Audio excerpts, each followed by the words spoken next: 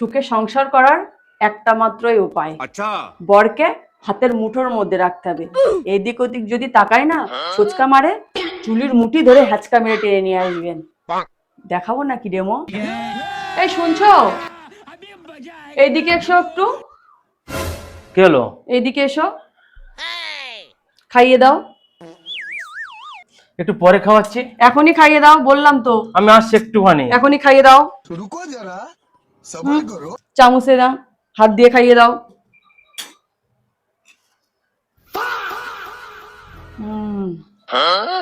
সত্যি তোমার হাতে জাদু আছে, তুমি হাত দিয়ে খাইয়ে দিলে না, খাবারের স্বাদটাই যেন অন্যরকম হয়ে যায়।